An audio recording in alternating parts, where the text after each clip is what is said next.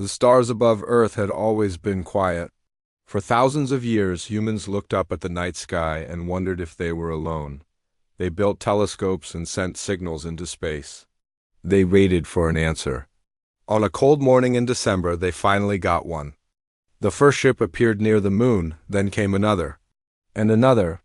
Within 6 hours, more than 200 alien warships hung in space above Earth like a dark cloud. They were massive. Each ship was bigger than a city.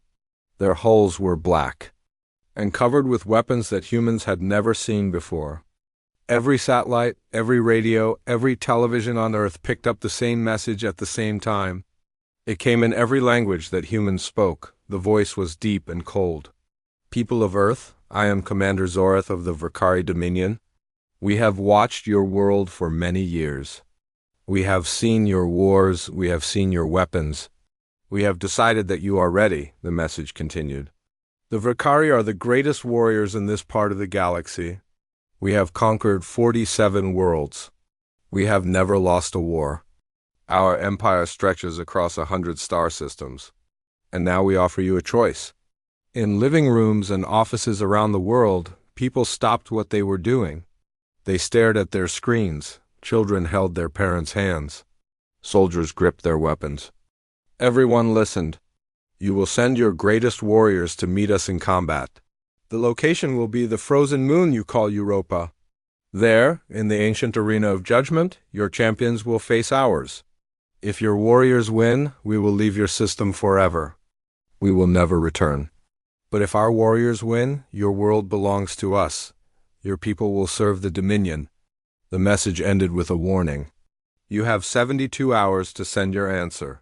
Do not try to run. Do not try to hide.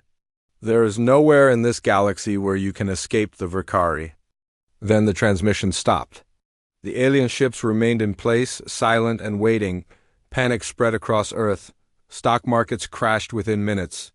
Highways filled with cars as people tried to flee the cities, though they had nowhere to go. Religious leaders called for prayer. Governments activated their emergency plans. The President of the United States, a woman named Sandra Miller, called an emergency meeting in the underground bunker beneath the White House. Leaders from every major nation joined through secure video connections. Their faces were pale and worried. General William Perry, the head of United States Space Command, spoke first. We have analyzed the alien ships. Their technology is at least 500 years ahead of ours. Our weapons cannot scratch their hulls. Our missiles cannot reach them before they shoot them down. If we try to fight them in space, we will lose in less than an hour. The room fell silent. President Miller rubbed her eyes. She had not slept in 30 hours. What about nuclear weapons? Asked the Prime Minister of Britain. Surely we can hurt them with those. General Perry shook his head. We ran the simulations. Their ships have energy shields that can stop nuclear explosions. Even if we launched every nuclear weapon on Earth at once, it would not be enough. Then what do you suggest? Asked the President of France. That we simply surrender? No, said Perry. I suggest we give them what they asked for. We send our best soldiers, our elite special forces from every nation. We train them together. We give them our best weapons. And we pray that somehow they find a way to win, the leaders argued for hours. Some wanted to fight. Some wanted to surrender. Some wanted to try to negotiate. But no one could agree on anything. Finally, a woman, who had been sitting quietly in the corner, raised her hand. Her name was Diana Reyes, and she was the Secretary General of the United Nations. She was 71 years old, with gray hair and tired eyes. But when she spoke, her voice was calm and steady. I have a different idea, she said. Everyone turned to look at her. General Perry frowned. With respect, Madam Secretary, this is a military matter. We need soldiers, not politicians. Diana Reyes smiled slightly. The Verkari asked for our greatest warriors, General, but they did not define what a warrior is. They assumed we would send people with guns and armor, people who fight with their hands and their bodies. What else would we send? Asked President Miller. Our diplomats, said Diana Reyes. The room exploded with noise. People shouted and argued. Some laughed, others cursed. General Perry slammed his hand on the table. "That is insane," he shouted. "The Vakari are a warrior race. They have conquered 47 worlds. They will tear our diplomats apart before they can say a single word." Diana Reyes waited for the noise to die down. Then she spoke again, still calm, still steady. "Let me tell you something about the Vakari, General. My people have been studying them since their ships first appeared on our sensors 3 years ago. Yes, they are warriors. Yes, they are strong, but they have a weakness that they do not even know about." She stood up and walked to the center of the room. "The Vakari believe that strength is everything. They believe that the only way to solve a problem is to destroy it. They have never met a species that fights differently. They have never faced an enemy who uses words instead of weapons." "Words cannot stop a bullet," said General Perry. "No," agreed Diana Reyes, "but words can stop the person holding the gun. Words can make an enemy doubt himself. Words can turn friends into enemies and enemies into friends. Words can destroy empires without firing a single shot." She looked around the room at all the worried faces. "On Earth, we have been fighting with words for 10,000 years. We have people who can walk into a room full of enemies and walk out with a signed peace treaty. We have people who can find secrets that others want to keep hidden. We have people who understand how to break someone without ever touching them." President Miller leaned forward. "You are serious about this?" "Very serious," said Diana Reyes. "I know exactly who to send, a team of 5 diplomats. They will go to Europa. They will meet the Vakari. And they will do what they have been trained to do their entire lives." "And if they fail?" asked the Prime Minister of Britain. Diana Reyes paused. For a moment, her calm mask slipped, and something hard and cold appeared in her eyes. "They will not fail," she said quietly, "because failure means the end of our world. And these people do not know how to lose." General Perry stood up and walked toward her. He was a big man, tall and strong, with medals covering his chest. He looked down at the small, elderly woman in front of him. "I have led armies into battle," he said. "I have seen men die. I have made decisions that cost thousands of lives. And you are telling me that our best chance of survival is to send a handful of old people with briefcases to fight monsters who have conquered half the galaxy?" Diana Reyes met his gaze without flinching. "Yes, General. That is exactly what I am telling you. Because those monsters have never faced anything like us. They think they know what war is. They have no idea." She turned and walked toward the door. Then she stopped and looked back over her shoulder. "I will make the calls myself. Our team will be ready in 48 hours. I suggest you all go home and get some sleep. You will want to be awake when the Vakari learn what human beings are truly capable of." Then she was gone, leaving a room full of the most powerful people on Earth sitting in stunned silence. Somewhere above them, the alien fleet waited. Commander Zorath sat in his command chair, surrounded by his officers. He was 8 feet tall, covered in dark red scales, with claws that could cut through metal and teeth that could crush bone. He had killed more enemies than he could count. He had never lost a fight. He looked at the small blue planet below and smiled. "Soon," he said to himself. "Soon it will all be ours." He had no idea what was coming. Catherine Marsh was drinking tea in her small apartment in Geneva when the phone rang. She was 64 years old, with gray hair that she kept short and practical. Her hands were spotted with age, and she wore simple glasses. To anyone walking by, she looked like a retired schoolteacher. She was not a retired schoolteacher. For 40 years, Catherine had worked as a diplomat for the United States government. She had negotiated hostage releases in the Middle East. She had stopped wars in Africa. She had convinced dictators to step down without firing a shot. The world did not know her name, but the people who ran the world knew it very well. When she answered the phone and heard Diana Reyes's voice, she knew immediately that something big was happening. "Catherine," said Diana, "I need you." "I saw the news," said Catherine. "Aliens above Earth, they want to fight us." "They want warriors," said Diana. "I am sending you." Catherine set down her teacup. "Tell me what you need." Diana explained the situation quickly. "The Vakari, The challenge. The stakes. When she finished, Catherine was quiet for a long moment. "You want me to defeat an alien empire with words," she finally said. "Yes, I will need a team. Pick whoever you want. You have full authority. Whatever resources you need, you will have them." Catherine nodded to herself. "I will be ready in 48 hours. She hung up and immediately started making calls. Her first call was to Christopher Hayes. He was 63 years old, a career diplomat who had spent most of his life in war zones. He walked with a cane because of an old injury, a bullet that had hit him during a negotiation that went wrong. The other man had died. Christopher had finished the negotiation from a hospital bed. He answered on the second ring. "Catherine, I was wondering when you would call. You saw the news?" Hard to miss. Giant alien ships in the sky tend to get attention. "I need you with me." Christopher laughed softly. "I am an old man with a bad leg. What good can I do against aliens?" "You are the best reader of people I have ever met," said Catherine. "You can tell what someone is thinking before they know it themselves. You have talked men out of murder. You have talked countries out of war. If these aliens have minds, you can understand them." There was a pause. "When do we leave?" 48 hours. "I will send transport." Her second call was to Amanda Torres. Amanda was 55 years old, a cultural expert who had spent 30 years studying how different groups communicate. She spoke 14 languages fluently and could learn new ones in weeks. More importantly, she understood how beings who thought differently could still find common ground. Amanda was in Brazil when Catherine reached her.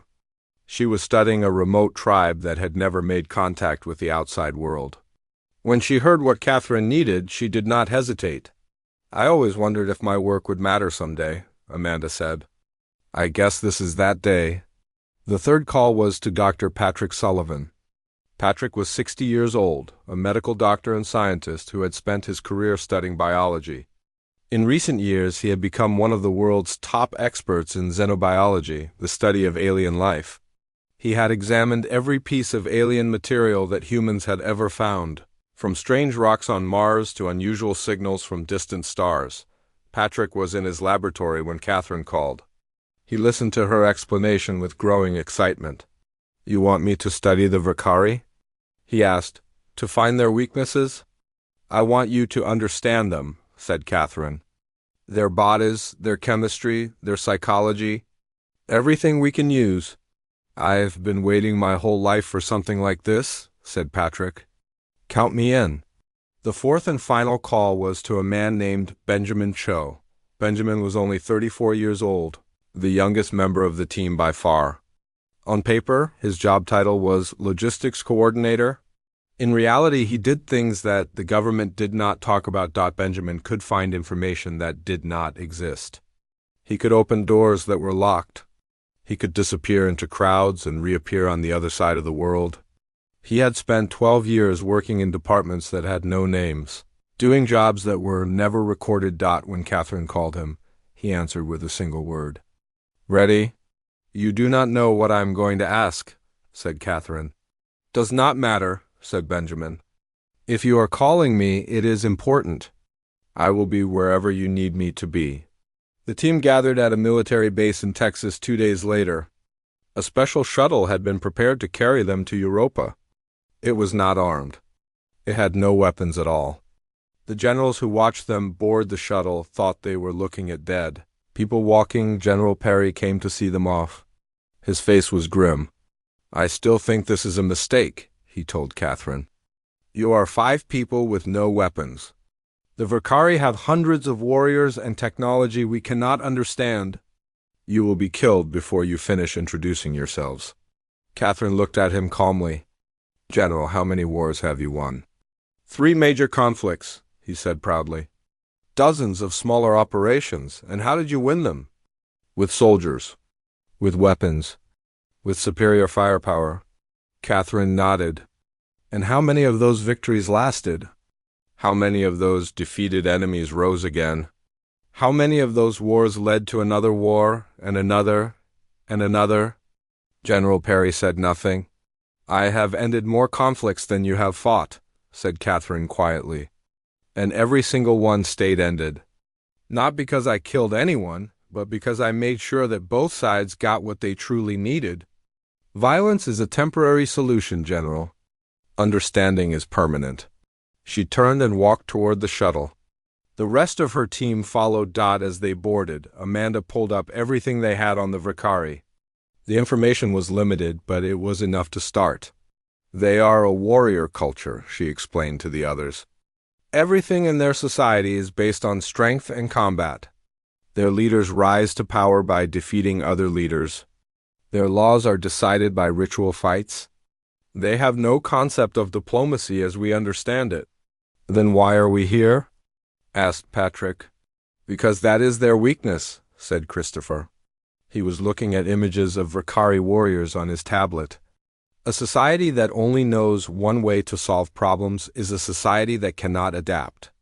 They have conquered 47 worlds because those worlds tried to fight them the same way they fight. No one has ever tried something different. Benjamin was working on a separate computer. His fingers moved across the keyboard faster than the eye could follow. I am already inside their communication systems, he said quietly. Their encryption is good, but not good enough. Give me a few hours and I will know every secret they have. Catherine watched her teamwork. They were not young. They were not strong. They could not run fast or fight hard. But they were the most dangerous people she knew. The shuttle lifted off and headed toward space. Below them, Earth grew smaller and smaller. Above them, the Vicari fleet waited like hungry wolves. Dot in his command ship. Commander Zorath received a report about the human shuttle. 5 passengers, said his officer. No weapons detected. Our scans show they are all elderly, except for one younger male. Zorath laughed. That is their response? 5 old humans? Perhaps they are bringing us a gift before they surrender. His officers laughed with him. The joke spread across the fleet. The humans were sending lambs to face lions. This would be the easiest conquest in Vicari history. None of them noticed. Benjamin chose silent intrusion into their systems. None of them saw their secrets being copied and analyzed.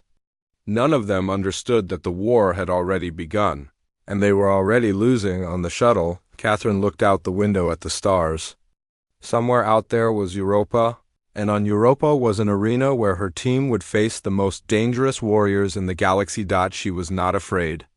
She had faced worse. The others felt the same way. They had been preparing for something like this their entire lives. Every negotiation, every crisis, every impossible situation they had survived had led them to this moment. We are going to do something no one has ever done, Catherine said quietly. We are going to defeat an empire without killing anyone. Christopher smiled. That sounds like a challenge. It is, said Catherine. The biggest challenge of our lives. Outside the shuttle window, the frozen moon of Europa slowly came into view. Europa was a frozen world of ice and rock. The Vicari had built their arena there centuries ago, when they first started conquering this part of the galaxy. It was a massive structure carved from the ice itself, with seats for thousands of spectators and a fighting floor the size of 10 football fields. The arena was called the Plains of Judgment. Countless species had fought and died there. Their blood had stained the ice red, though the cold had long since frozen it into the ground. Now the arena waited for new blood. Human blood. The human shuttle landed at the edge of the arena. Commander Zorath had arranged for a welcoming party. 200 Vicari warriors stood in perfect lines, their weapons gleaming in the pale light of distant Jupiter. They were there to intimidate, to show the humans what they faced. The shuttle door opened, and Catherine Marsh stepped out first. She was wearing a simple gray suit and carrying a small bag. Her gray hair blew in the thin wind. She looked around at the massive warriors surrounding her and smiled politely. Good morning, she said. My name is Catherine Marsh. We are the delegation from Earth. The Vicari warriors stared at her. Some of them laughed. Others looked confused. This small, old female was their opponent? Christopher came out next, leaning on his cane. Then Amanda, carrying her tablet. Then Patrick with his medical bag. Finally, Benjamin, his young face calm and watchful. The Vakari warriors parted to let Commander Zorath approach. He was the largest Vakari present, standing nearly 9 feet tall. His scales were dark red, almost black, and covered with scars from countless battles. His eyes burned with yellow fire. He stopped in front of Catherine and looked down at her.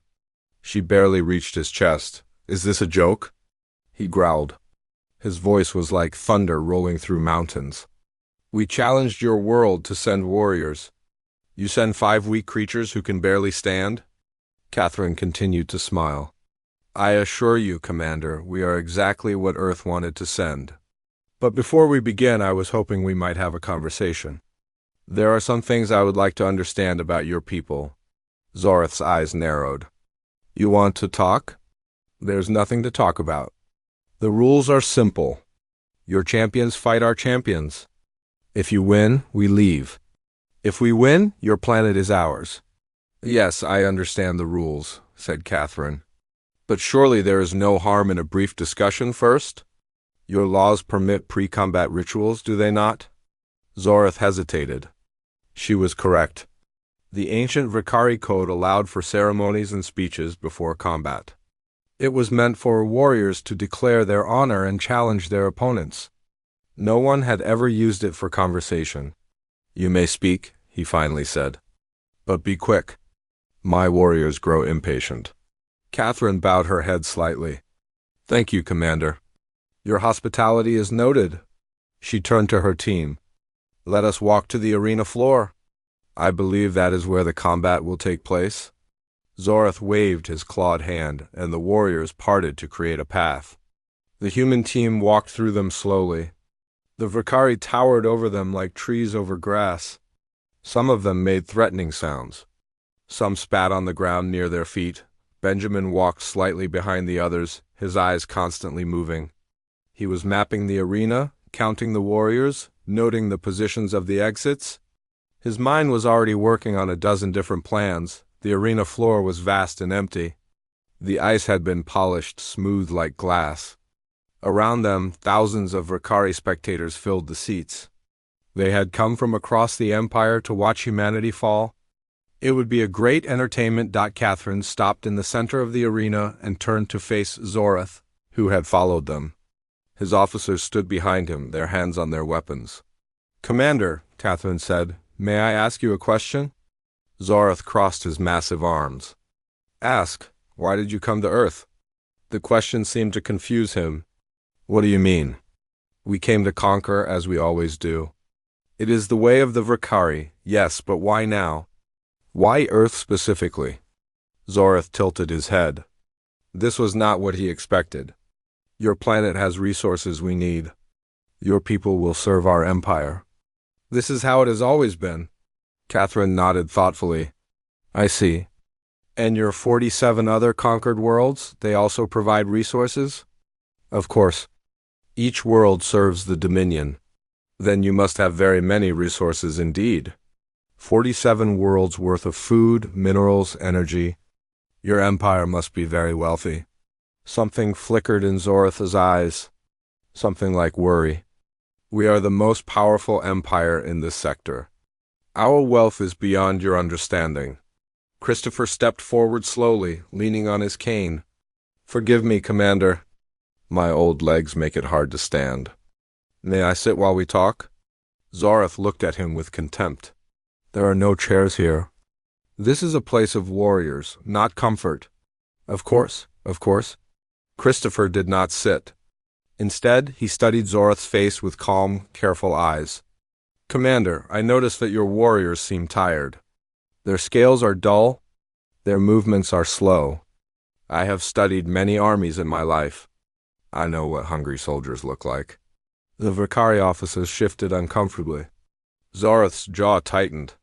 "My warriors are the finest in the galaxy," he said coldly. "I do not doubt their training," said Christopher. "I am simply observing their condition. When did they last eat a full meal?" Zorath did not answer. The silence stretched on. Amanda stepped forward with her tablet.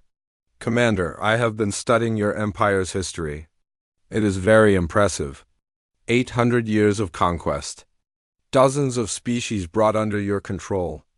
But I noticed something interesting. She tapped her tablet and showed him a graph.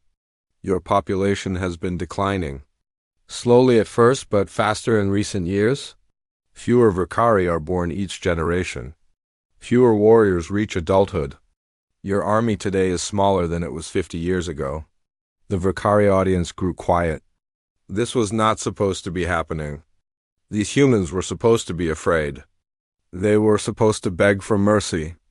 Instead, they were asking questions that no one wanted to answer. Our population is not your concern, Zorath growled. Of course not, said Amanda gently. I was just curious. It must be difficult maintaining such a large empire with fewer and fewer warriors each year. How many worlds can you really control? How many rebellions can you really stop? Patrick moved forward, his medical bag in his hand. Commander, I am a doctor. I have been scanning your crew since we arrived. Your fleet is carrying a disease. I believe you call it the Valorian Plague? Zorath's eyes widened. How do you know about that? It is my job to know about diseases. The plague is spreading through your lower decks. Your medical officers are trying to contain it, but they are failing. Without treatment, it will spread to your entire fleet within 2 weeks. Your warriors will be too sick to fight. Too sick to even stand. The Vakari officers looked at each other in alarm. The plague was supposed to be secret. No one outside the medical bay was supposed to know. We have cured our own plagues for thousands of years, Zorath said. We will cure this one too. Perhaps, said Patrick. But it will take time. Time you may not have. Unless, of course, someone could give you the cure. He reached into his bag and pulled out a small vial of clear liquid. I developed this 3 days ago. It will kill the Valorian plague in hours. No more spreading. No more dying. Your entire fleet could be healthy again by tomorrow. Zorath stared at the vial. His clawed hand twitched. He wanted to grab it and crush the human doctor. But he also wanted what was inside that vial. What do you want for it? He asked quietly. Catherine stepped between them. We want to talk, Commander. That is all. We want to understand you. We want you to understand us. And then we want to find a solution that works for everyone. Zorath looked at her for a long moment. His eyes were filled with confusion and anger. No one had ever spoken to him like this. No conquered species had ever offered him anything except fear and submission. You think words can stop the Vakari? He asked. I think words can do many things, said Catherine. If you let them. Around them, the arena full of spectators waited in silence. They had come to see blood? Instead, they were seeing something they had never witnessed before. A battle was beginning. But it was not the kind of battle they expected. The cold wind blew across the arena, but no one felt it. Every eye was fixed on the small group of humans. Standing before the greatest warrior in the Vakari Empire, Catherine Marsh took a slow breath and continued speaking. Her voice was calm and friendly, like a teacher explaining something simple to a student. Commander Zorath, let me tell you what we know about your situation. Then you can decide what you want to do. Zorath stood motionless, his yellow eyes burning. He could kill all 5 of these humans with a single sweep of his arm. His claws could cut through their soft bodies like paper. But something held him back. Something he did not understand. Your empire is dying, said Catherine simply. You have conquered 47 worlds, but you cannot hold them. The cost of maintaining control is greater than the resources you receive. Your treasury is empty. Your food supplies are running low.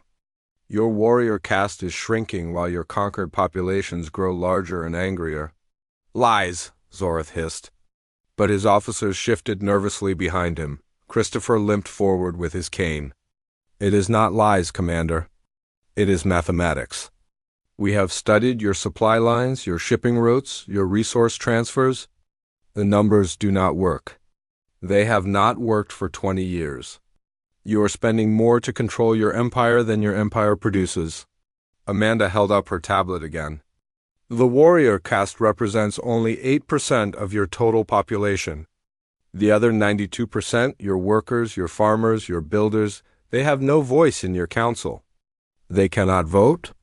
They cannot speak against the warriors. They must simply obey. She paused and looked at him directly. But they are angry, Commander. They are tired of watching their children die in wars that bring them nothing.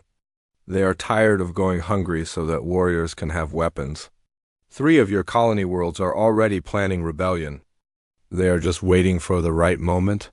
Zorath's scales shifted color slightly, a sign of stress in his species. How do you know these things? This is classified information. Only the High Council has access. Benjamin Cho spoke for the first time.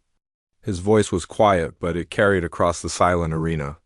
I have been inside your communication system since your fleet entered our solar system, he said. Every message your officers send, I read. Every secret report your admirals share, I see. Every private conversation your leaders have, I hear. He pulled out a small device and pressed a button. Zorath's own voice filled the arena, speaking in the Vakari language. The situation is worse than we told the public. If this campaign fails, the Empire may not survive another decade. We need a victory. We need it desperately. The recording ended. Zorath stood frozen, his eyes wide. That was a private message to your High Council, said Benjamin. Sent 3 weeks ago? Should I play more? I have many recordings. Your fleet commanders complaining about supply shortages. Your generals arguing about which colonies will rebel first. Your own officers saying that this mission to Earth is a desperate gamble, not a confident conquest. The Vakari audience erupted in confused noise. Warriors shouted at each other. Officers looked at their commander with new eyes. This was supposed to be a display of power, a demonstration of Vakari superiority. Instead, their secrets were being spoken aloud for everyone to hear. Zorath held up his hand for silence. The noise died slowly. Even if everything you say is true, he said carefully, it changes nothing. Our warriors are still stronger than your warriors. Our weapons are still better than your weapons. You cannot win a fight against us. Catherine smiled that gentle, patient smile. We do not want to fight you, Commander. We never did. We came here to offer you something better. What could you possibly offer me? Everything you need to save your empire. The words hung in the cold air. Zorath stared at her as if she had gone insane. Think about it, Catherine continued. Your people are starving. Earth has more food than we can use. Your technology is advanced, but your population is declining. Earth has billions of people eager to learn and work. Your colonies are rebelling because they feel oppressed. Earth has thousands of years of experience in building stable, peaceful governments. She stepped closer to him, unafraid of his size or his claws. You came here looking for conquest because that is the only solution the Vakari know. But there is another way, a way where both our people survive and grow stronger together. Christopher nodded slowly. We are offering you an alliance, Commander. Not surrender, not conquest. A partnership between equals. Earth will trade with your empire. We will share food and resources. We will help you reform your government so that your colonies stop wanting to rebel. In return, you will share your technology and your knowledge of the galaxy. And the plague cure? Asked Patrick. That will be our first gift. Free of charge. Because healthy allies are better than sick enemies. Zorath was silent for a long moment. Around him, his officers whispered to each other. The spectators in the arena had gone quiet, listening to every word. The High Council will never accept this, Zorath finally said. They will see it as weakness. They will have me executed for failing to conquer Earth. Catherine's smile faded and something harder appeared in her eyes. That brings us to our final piece of information, she said quietly. Benjamin? Benjamin stepped forward again. Commander, I have your personal communications as well? The messages you send to your family? The messages you send to your closest friends? Zorath's face went pale beneath his scales. I have the message you sent to your mate last week, Benjamin continued. The one where you said you fear this campaign will be your last. The one where you said the High Council is looking for a reason to eliminate you because of your failures at the Kepler-7 campaign. The Vakari officers gasped. Zorith's hand moved toward his weapon, but Benjamin kept talking. I also have the communications between the High Council members themselves. They are already planning to blame you if this conquest fails.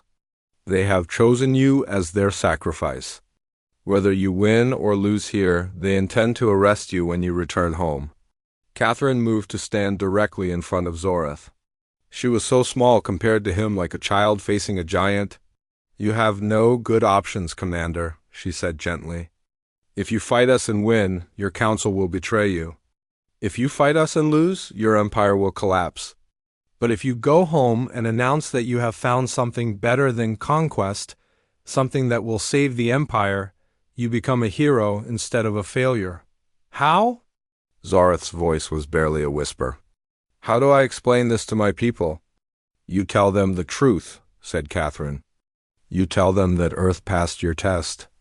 That we proved ourselves worthy by showing wisdom instead of blind violence. That an alliance with humans will make the Vakari stronger than they have ever been. She reached out and placed her small, old hand on his massive arm. You tell them that sometimes the greatest victory is knowing when not to fight. Zorith looked down at her hand. No one touched a Vakari commander without permission. It was an offense punishable by death. But he did not move. He did not strike her down. Instead, he did something that no Vakari warrior had done in 800 years of conquest. He bowed his head. How do I know you will keep your promises? He asked quietly. Because we have no choice either, said Catherine. Your fleet is above our world. Your warriors could destroy us tomorrow. We need this alliance as much as you do. Neither of us can afford to break faith. The arena was completely silent.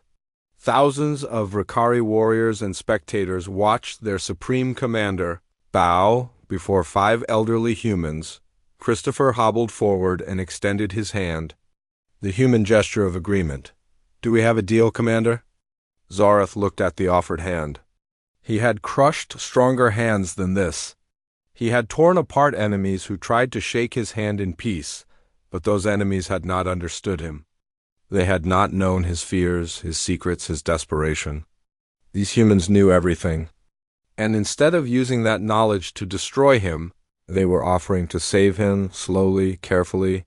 Zorith reached out and took Christopher's hand. The slaughter was complete. No blood had been spilled. No weapons had been fired. But the Vakari Empire had fallen, and Earth had risen. All in the space of a single conversation. In the seats above, the spectators did not know whether to cheer or weep. They had come to see combat. Instead, they had witnessed something far more terrifying. They had seen humans fight the way humans truly fight. And they had learned that there was no defense against such an enemy. Catherine Marsh looked up at the crowded arena and smiled. Shall we discuss the details of our new alliance? She asked pleasantly. The treaty was signed 3 days later in the same arena where humanity's fate was supposed to be decided in blood. Instead of bodies scattered across the ice, there were tables covered with documents.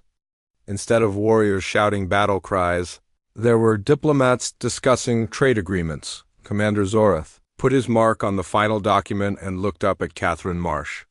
It is done, he said. His voice was tired but strangely peaceful. For the first time in 800 years, the Vakari have formed an alliance instead of a conquest. Catherine nodded and signed her own name beneath his mark. This is the beginning, Commander. Not the end. Both our peoples have much to learn from each other. The news spread across the galaxy within hours.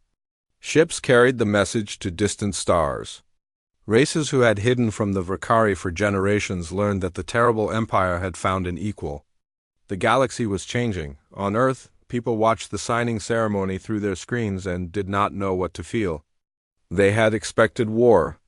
They had expected death. They had prepared themselves for the end of everything they knew.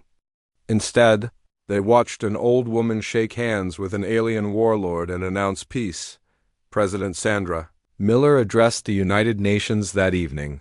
Today, Humanity has taken its first step onto the galactic stage, she said. We did not take that step with weapons or armies. We took it with wisdom and understanding.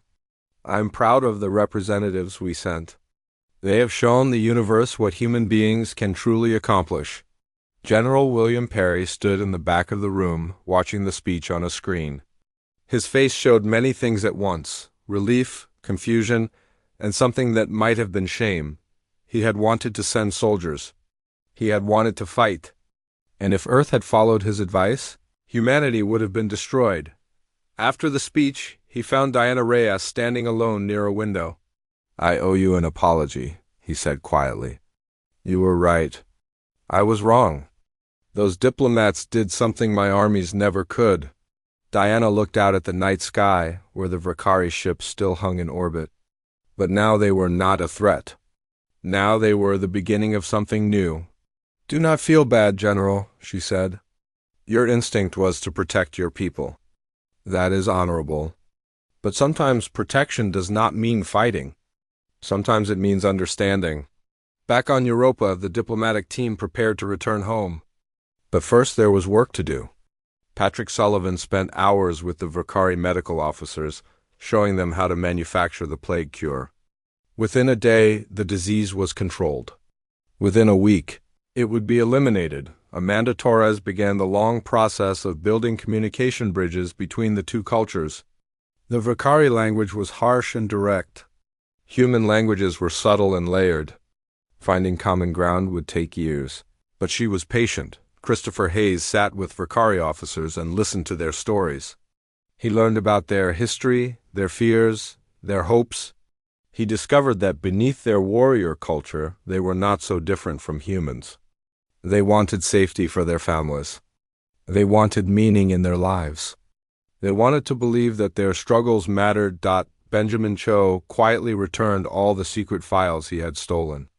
He explained to the Vakari security officers how he had entered their systems and showed them how to prevent it from happening again. It was a gesture of trust, and the Vakari valued trust above almost everything else. Commander Zorath spent most of those 3 days alone, thinking about everything that had happened. He had entered Earth's orbit as a conqueror. He was leaving as an ambassador on the final day. He requested a private meeting with Catherine Marsh. They met in a small room overlooking the arena.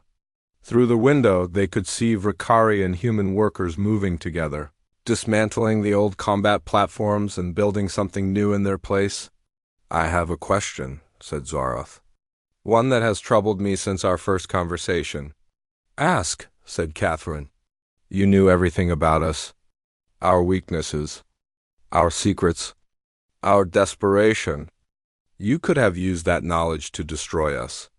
You could have told the galaxy what you knew and watched our empire tear itself apart. Why did you offer help instead? Catherine was silent for a moment, watching the workers below.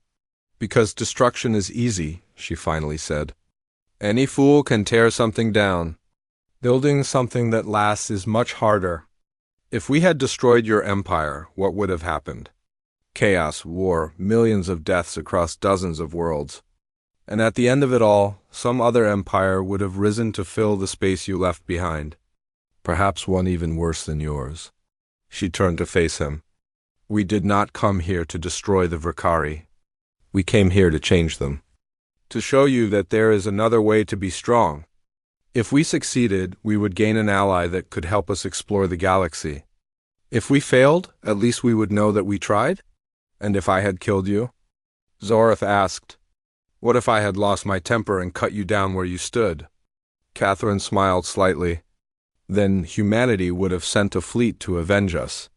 Not to conquer, but to make sure that your empire could never threaten anyone again. We are not helpless, Commander. We simply prefer not to fight if we can avoid it. Zara thought about this for a long moment. Your people are more dangerous than I realized?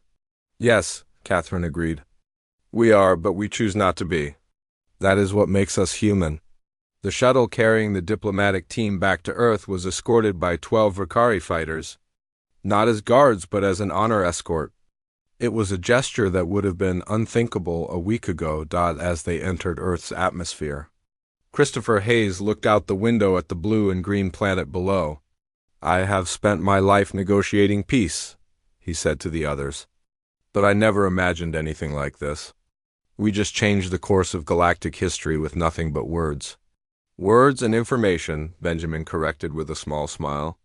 "Never underestimate the power of knowing things others want to keep hidden." Patrick laughed softly. "And medicine. Do not forget the plague cure. That helped quite a bit." Amanda was already working on her tablet, making notes for the cultural exchange programs that would begin next month. "This is just the start. The real work begins now. We have to build understanding between two completely different civilizations. It will take generations." "Then let us begin," said Catherine. "We have earned this chance. We should not waste it." The shuttle landed at the Houston spaceport, where thousands of people had gathered to welcome them home. World leaders were there. Military commanders were there. Scientists and journalists and ordinary citizens filled every available space. But the diplomatic team did not give speeches or accept medals. They walked through the crowd quietly, nodding and smiling, and then went home to rest. They were tired. They had done something that no one else had ever done, and they did not feel the need to celebrate it. 3 months later, the first human ambassador arrived on the Vakari homeworld. 5 months after that, the first Vakari ambassador arrived on Earth. Trade routes opened. Technology was shared. The plague that had threatened the Vakari fleet was completely eradicated. The rebellions in the Vakari colonies never happened. With Earth's help, the Dominion began reforms that gave non-warriors a voice in government. The changes were slow, but they were real. Other species in the galaxy took notice. The Vakari, undefeated in combat for 800 years, had been conquered by 5 elderly humans who carried no weapons. The story spread from world to world, growing stranger with each telling. A warning began to circulate among the stars, passed from one race to another. Never challenge the humans, especially not to combat. They do not fight the way you expect. They find your secrets and your weaknesses. They offer you things you need. And before you understand what is happening, you have already lost. Some races laughed at this warning. Humans were soft and slow and short-lived. How dangerous could they really be? Those races learned the truth eventually, and they all learned it the same way. By underestimating the quiet power of words, Catherine Marsh retired to a small house in the countryside. She tended a garden and read old books and watched the stars at night. Sometimes young diplomats came to visit her, seeking advice. She always welcomed them with tea and conversation. One of them once asked her what the secret was. How had she defeated an empire without firing a shot? Catherine thought about it for a while before answering. "Violence is the weapon of those who have run out of ideas," she said. "Any creature can learn to kill. It takes no special skill, no wisdom, no patience. But to understand your enemy, to find what they truly fear and what they truly need, to offer them a path that is better than the one they have chosen, that is something only humans have mastered." She smiled at the young diplomat and poured more tea. The Vakari had claws and weapons and ships that could destroy planets. We had 10,000 years of learning how to talk to each other. And in the end, our weapon was stronger. She looked up at the night sky, where the stars seemed brighter than they had before. It always is. Far away. In the arena on Europa, the fighting pits had been replaced with a garden. Earth plants grew alongside alien flowers from a dozen worlds. Vakari children played with human children in the same space where their ancestors had once fought to the death of them. Carved into the ice of the arena wall were words in both languages. Here the Vakari and humans chose understanding over war.